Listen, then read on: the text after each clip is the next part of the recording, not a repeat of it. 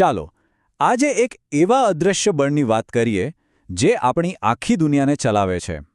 એક એવું બળ જે આપણને ચાલવામાં મદદ કરે છે, પણ એ જ બળ આપણી ગાડીને રોકે પણ છે. ચાલો આ રસપ્રદ વિષયને જરા નજીકથી જાણીએ. ક્યારેક વિચાર્યું છે કે કીડાની છાલ પર પગ પડતા જ આપણે કેમ લપસી જઈએ?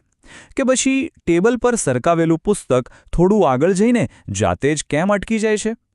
આ બધી આમ તો રોજબરોજની લાગતી ઘટનાઓ પાછળ છે ને એક જ રહસ્ય છુપાયેલું છે.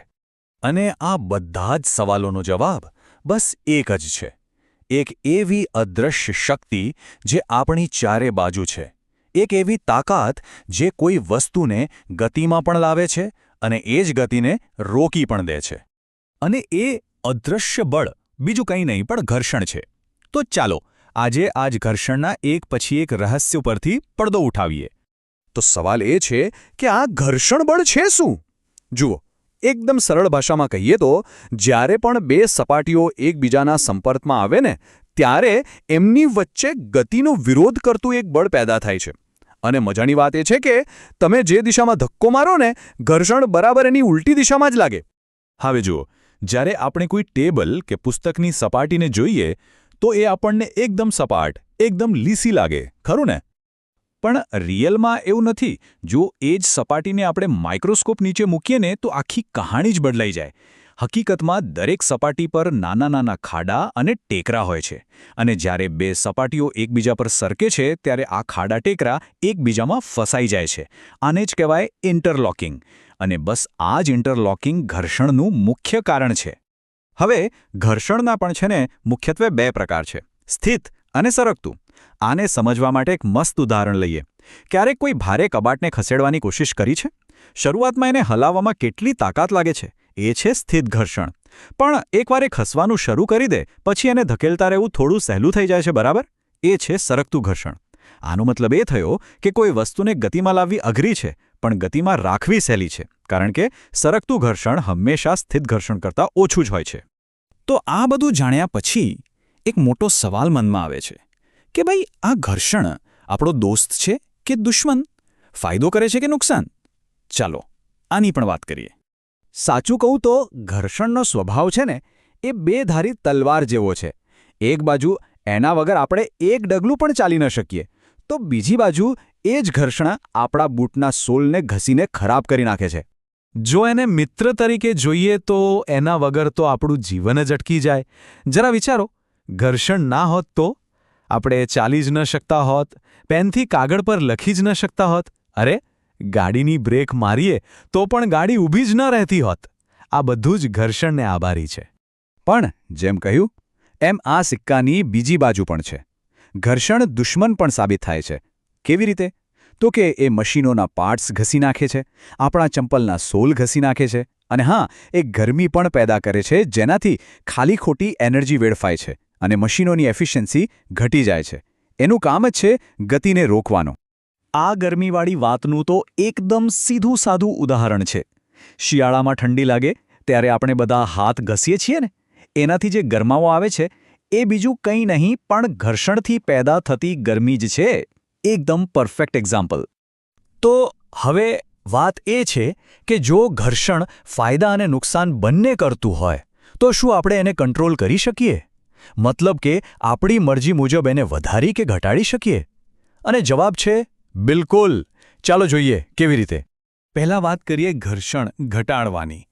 મોટાભાગના કેસમાં છે ને આપણો હેતુ ઘર્ષણને ઓછો કરવાનો જ હોય છે. કેમ? કારણ કે એનાથી એનર્જી બચે અને મશીનોનો ઘસારો પણ ઓછો થાય. ઘર્ષણ ઘટાડવાની વાત આવે ને તો માનવજાતની સૌથી મોટી શોધ એટલે કે પૈડું એ સૌથી પહેલાં યાદ આવે. તમે જ વિચારો, કોઈ ભારે વસ્તુને જમીન પર ઘસડવી સહેલી કે એને પૈડા પર ગબડાવવી? દેખીતી વાત છે પૈડા પર, કારણ કે ગબડાવવામાં જે લોટણ ઘર્ષણ લાગે છે એ ઘસડવાના સરકતા ઘર્ષણ કરતાં અનેક ગણો ઓછું હોય છે. અને આ જ સિદ્ધાંતનો એક જાદુઈ ઉપયોગ થાય છે બોલ બેરિંગમાં. પેલી નાની નાની ધાતુની ગોળીઓ હોય છે ને એનું કામ જ એ છે કે સરકતા ઘર્ષણને લોટણ ઘર્ષણમાં બદલી નાખવાનું.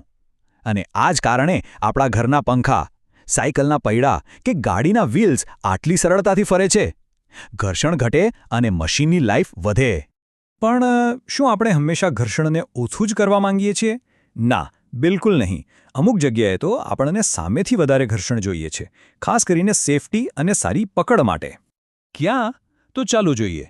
ગાડીના ટાયરમાં જે ડિઝાઇન એટલે કે ખાંચા હોય છે એ રસ્તા પર પકડ મજબૂત કરવા માટે જ હોય છે. બ્રેક પેડ્સ તો ઘર્ષણ વધારે છે એટલે જ ગાડી ઊભી રહે છે. અરે, કબડ્ડીના ખેલાડીઓ હાથ પર માટી કેમ ઘસે છે? પકડ મજબૂત કરવા. આ બધું ઘર્ષણ વધારવા માટે જ કરવામાં આવે છે. સારું, અત્યાર સુધી આપણે જે પણ વાત કરી એ બધી ઘન પદાર્થો એટલે કે સોલિડ્સ વચ્ચેના ઘર્ષણની હતી. પણ શું પ્રવાહી અને વાયુમાં પણ ઘર્ષણ હોય છે? એટલે કે પાણી અને હવામાં? ચાલો એ પણ જાણીએ. જવાબ છે હા, બિલકુલ હોય છે. જ્યારે પણ કોઈ વસ્તુ પાણી કે હવામાંથી પસાર થાય ત્યારે એને પણ એક અવરોધનો સામનો કરવો પડે છે. પ્રવાહી અને વાયુના આ ખાસ ઘર્ષણને અંગ્રેજીમાં ડ્રેગ કહેવામાં આવે છે.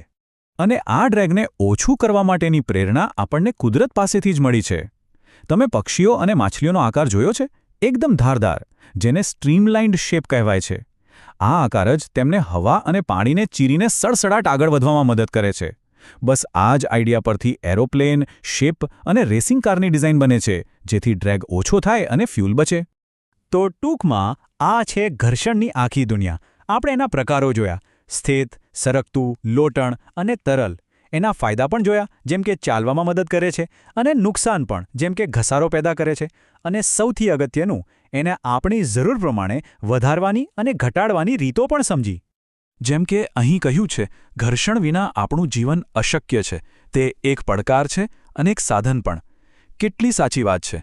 એક તરફ એ પડકાર છે જેનો આપણે સામનો કરવાનો છે, અને બીજી તરફ એ એક એવું જરૂરી સાધન છે જેના વગર આપણું અસ્તિત્વ જ શક્ય નથી. આપણે માણસોએ આ અદૃશ્ય બળને સમજ્યું છે, એના પર કાબૂ મેળવતા શીખ્યા છીએ. પણ સવાલ એ છે કે આગળ શું? ભવિષ્યમાં આપણે આ જ્ઞાનનો ઉપયોગ કરીને હજુ કઈ નવી ટેકનોલોજી અને કઈ નવી અજાયબીઓનું સર્જન કરીશું? આ એક એવો સવાલ છે જેનો જવાબ આવનારો સમય જ આપશે. ખરું ને?